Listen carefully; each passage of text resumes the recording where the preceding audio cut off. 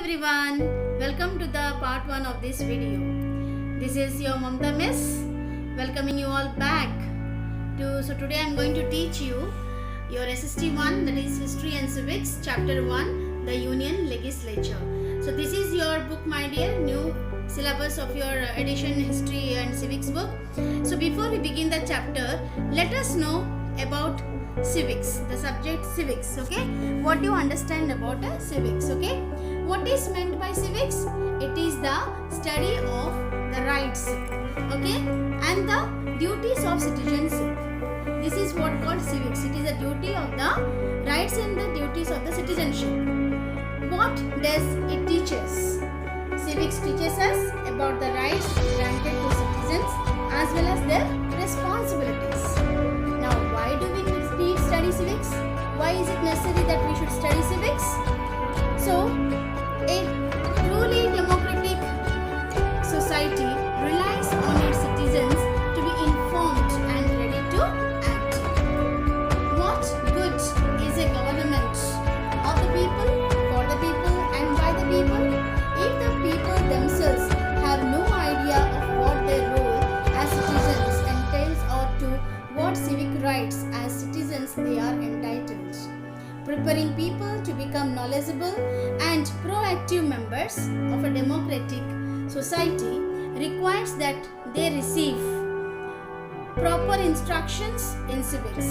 Civics education should be included as part of any school's curriculum for these 4 important reasons. So what are those 4 important reasons? Let us see here. And here it goes that why we need civics to be added as in the education in our school curriculum, that is fundamental of government. So what do you mean this fundamental of government, my dear? The first point is a proper civics education teaches young people about the every basics of how their government works. This is the fundamental of government. Okay, when we read civics in our school, it teaches the fundamental of government, the basics of government works.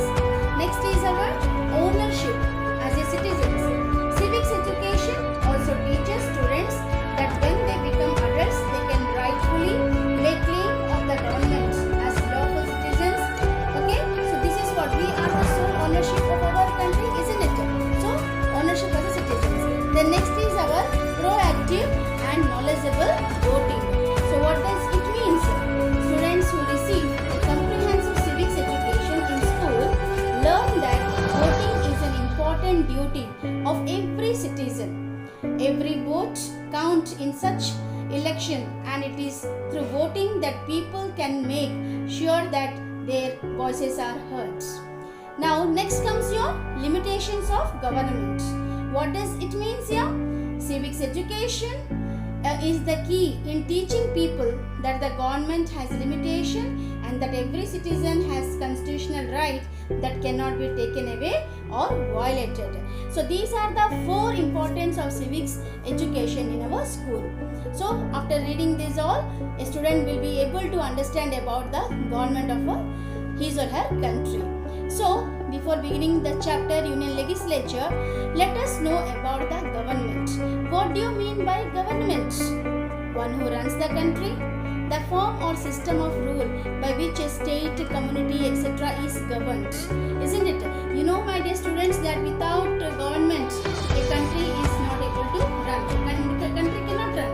Without a government, a country cannot run. But now, here you can see the third monarchy government is given. Earlier, before independence, who used to rule our country? Kings and queens, that is called monarchy government. They used to rule our country. But now that system of government is not present in our country. We have our own government. Okay. So as we know about the government now, let us know the 2 types of governments. What is that? Unitary government and federal government. Okay. So it is all about. So these 2 forms of government, my dear students, unitary and federal form of government. Let us know about these types of government here.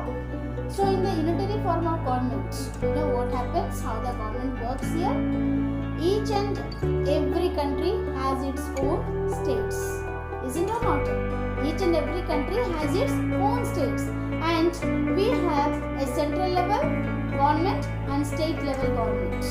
That means each and every state holds its own government and one central government. Two types of government we are having in our country. Not only in our country, other countries also they have central government as well as state level government. But in the unitary level of government, what happens here? The central holds all the power. It holds all the power, and state has no power at all. And the central, whatever it makes laws, is being followed by all the states. So state has no power at all and does not make any laws. So each and every state are supposed to follow the law and order of the central. So central government makes one law that is followed by the whole country. In India, we don't have the unitary form of government. We have federal form of government. Suppose in unitary government, the central holds all the power and make laws, and it is followed by the whole country. For example, if the central orders that each and every citizen should have the license, so each and every state should follow the same rule or order given by the central. So the state has no power at all.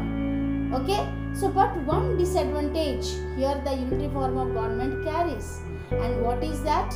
As the central holds all power, okay, sometimes people think that it might misuse. That means the central might misuse that power. Earlier, suppose a king gets all the power in his hands, what does he do? He might misuse it. He will never listen to others.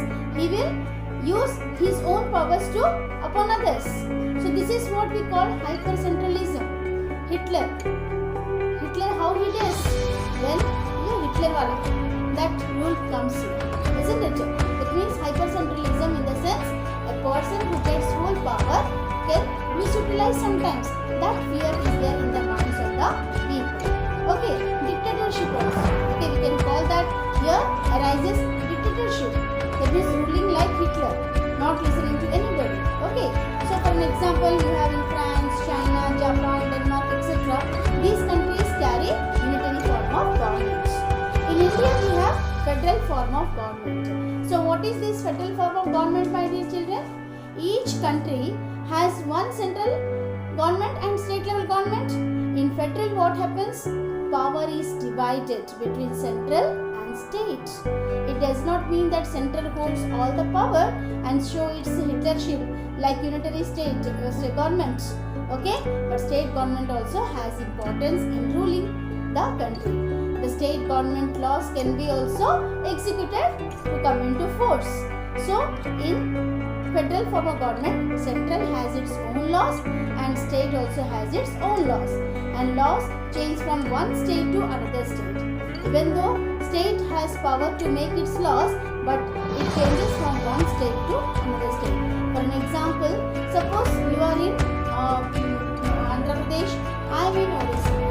Okay, suppose the central orders to make driving license. Okay, so Odisha can make law that driving license age should be 18. Okay, Andhra Pradesh can make it 16. So this type the law may differ. And here we have one disadvantage for these laws. Why? Because when the law is different in different states, that may come into conflict with the central. Why? Because central is giving the order, but here the order differs, isn't it? So this conflict might arise or some issues may happen. So this is called what? Decentralized power. Okay, means that all the power is not at the center. Okay, and the power has been distributed between central and the state. So this is India. We have federal form of government, and United States gives a best example of the federal form of government. Is that clear, my dear students, now? Okay, so now let us begin the chapter, the Union Legislature. So as you are seeing here your book, okay, you can see the first page of your first chapter, civics. Okay, India is the 7th largest country in the world with a huge population To govern such a big country with a huge population is no mean task. This means a single government cannot govern the whole country. So for administrative convenience, India has been divided into a number of states and union territories. There is a double set of government called the central or union government and the state government. As I have taught you already that we have two forms of government, that at central and state. The central government is based in New Delhi. It is situated in New Delhi. It governs the entire country from Delhi.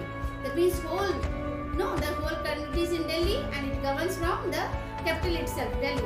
The state government is based in the state capital. It takes care of a particular state from the capital. That means central government is located where? Delhi, the capital of India, and all the state government is situated in where? In the state capitals, and they work from the capital itself. Both the central government and the state government have three distinct bodies or organs called the legislature, the executive and the judiciary. These are the three main organs of the government.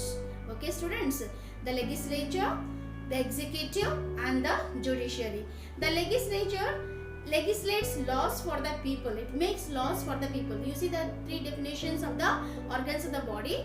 Legislature make laws for the people. The executive extends the laws made by the legislature. Whatever the legislature has made, it will execute to the public. Okay? And the judiciary interprets the laws of the land. Yes. So whatever the conflicts are there is being looked after by the judiciary. Either stay from state to state or with the national level. Okay? Or between the legislature and executive also. Whatever the conflicts are there, it will be looking after. The Indian Constitution established a parliamentary form of government both at the center and at the state. The central government is answerable to the parliament. Whatever the functions or laws are going on in the central, they will answer to the parliament.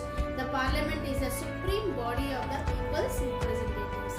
These representatives make laws for the benefit of the people of the whole country. As I told you, the representatives we elect while teaching civics, about the importance of civics, I taught you that we have the right to choose our own representatives. Okay, so all this means that at the center there is the union legislature or the parliament, and at the state level there are state legislature. So in the central we have union legislature, and in the state we have state legislatures.